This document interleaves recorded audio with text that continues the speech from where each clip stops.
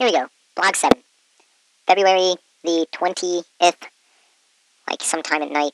Who knows, who cares. Alright. Topic of the week. How does ideology pull together the other elements of the discourse system? First, what do these words even mean? Really, I've been in this class this long, and I've been too lazy to pull out a dictionary. So, I don't know. I just feel too not compelled to do stuff. So I just end up kind of caring, but end up not caring in the end. Anyways, what's a discourse? Alright, well, let's see what dictionary.com has to say. Discourse, slow interwebs, discourse, slow internet. Aha! Here we go. Discourse. Communication of thought by words. Wow. Well, okay. Number 2, talk. Okay. Number 3, conversation.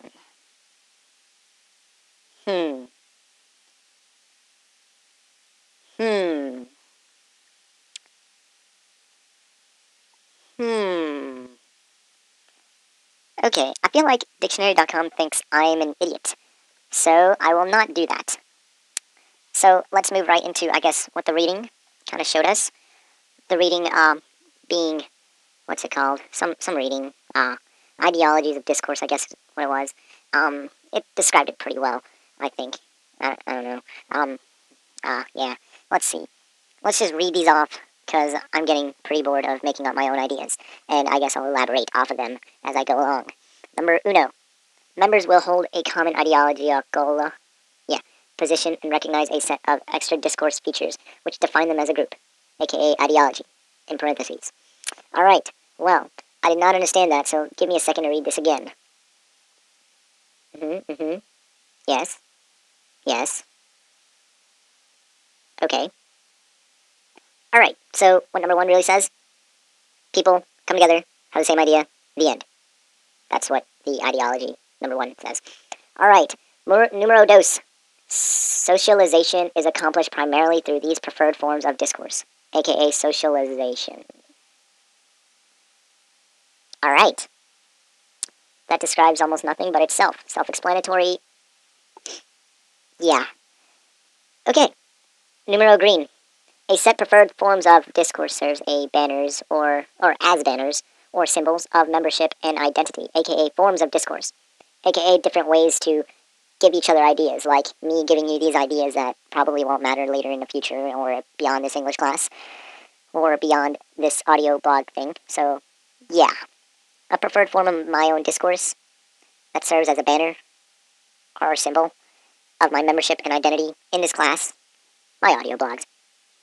Alright, I can't read that, so I'm just going to give it a name. L. Face relationships are prescribed for discourse among members or between members and outsiders, aka face systems.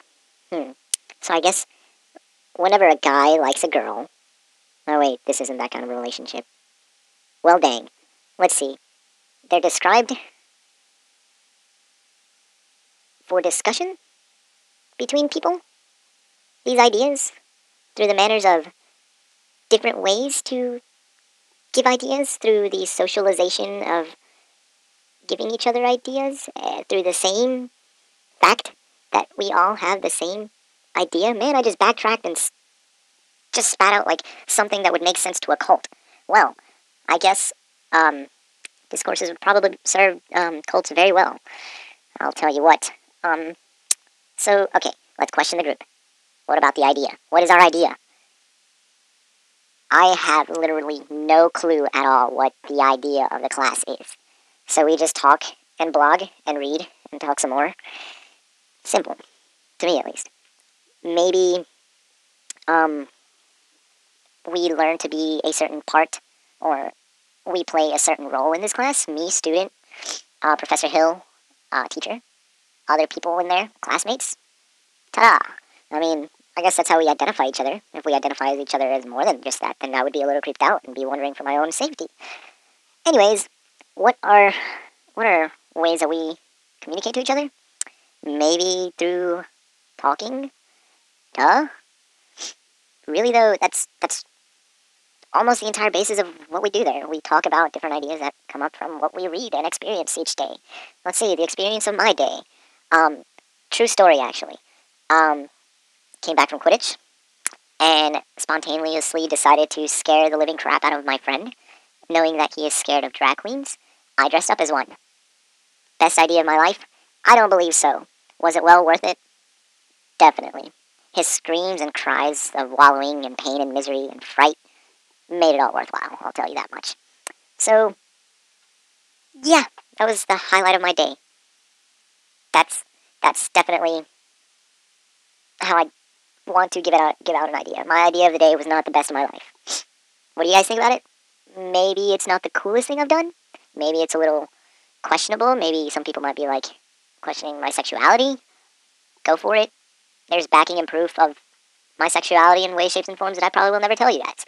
There's probably people questioning my sanity. I've got a therapeutic uh, psychologist that might be able to back me up on my sanity of being okay. So, yeah. What now, listeners? Anyways, so what I really want to bring up a lot more out of the discourse is, to be quite honest, more on topic too. What is this relationship that we have to the discourse or the each other? Actually, I really want to know. Let's see. We as students really bring out ideas out of each other, and that's kind of my goal out of this class. I want to see and listen to and experience these ideas that my classmates have. But it's hard to question it whenever they really just agree with my own. I don't learn anything from my own because I already know what it is and what it means. I don't quite honestly care about my own opinion, but it matters to others. So maybe I'll keep saying stuff that sounds smart and makes sense to them and to the teacher. I mean, maybe I just know what I'm talking about.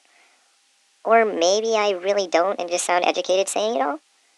Maybe I'm using the word maybe too much. Who knows? Well, really, I want to find this relationship, though, between us students and these writings, these blogs. I want to read each and every single one of you guys' blogs. Sad to say I can't go through it all at one moment or one time and actually stay, have my work done. So I want to listen to you guys.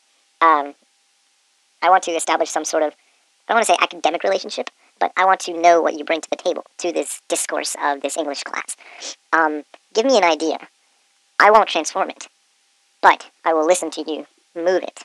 I want to understand this idea. I want to be convinced into believing this idea.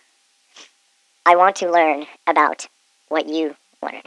Really, this discourse and this future ethnography that we're doing, or this ethnography that we're currently doing, is really just a study of people without asking people what they know. Who are you? What are you about? It just comes and goes. Maybe there's different ways of doing this ethnography. It really is, which I want to bring to light. This ethnography is just a discourse system. It's a conversation of me and them, me, the person studying, and then the studies, the studied, the test subjects, I guess, so you could put a legitimate word to it.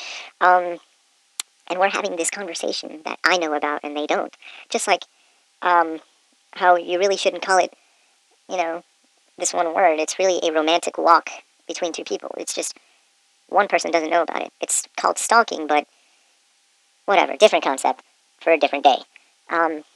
Well, me studying people, this ethnography, is a simple discourse. We all have the same idea, technically. Me being the one that makes the idea, the person that studies. I make the idea, put it out there, and they must believe it because that's what I think they believe, I guess. They're how I identify them to be in this setting of maybe the physical one or the metaphysical one or the environment in general, that maybe they give off an aura that they don't belong. So we establish what they're doing there, their identity, their membership to this discourse system. And then we go to the communication part of it, how we communicate, how we relate to each other, how we either speak to one another. Am I talking to them? Am I just watching them and taking notes? Do I really care? No. But that's what we establish too, this preference of communication. And last but not least, this relationship between myself and the person I'm studying, or the people, or the group.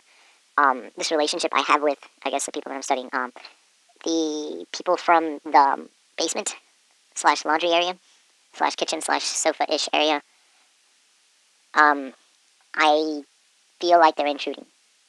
Ta-da, see? They intrude into my little cave that is the basement. That's how I established that relationship, me versus them, I guess in a way you could say. So that's what a discourse is. To kind of answer the weekly thing of how does ideology pull together? Ideology, it's really what we all make it. Doesn't mean we all have to believe in it. But the other three things that come along with the discourse, they're hung together by the idea of me learning about them or them just being observed. Either way, it works for me because I'm doing an ethnography. Good example, no? Not really, but yeah. So I'm gonna close off with a formal close off, saying just that's my week 7 audio blog. Hope you like it. Go back and listen to my other ones if you still haven't, and if you have, whoop-de-doodle doo. Want a cookie? Just kidding. But really, I might make cookies for the class. Who knows? Who cares? The class, because they might get free cookies. Yeah, that's my week 7 audio blog. So, watch them, subscribe if you like them. It's really just for an English class if you're an outside listener. And if you're really from my class, hey, I'll see you Tuesdays and Thursdays, I guess. Yeah.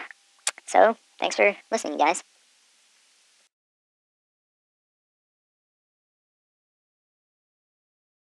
Testing, testing, testing. Oh, man, I'm tired, and this is still a test, and oh my gosh.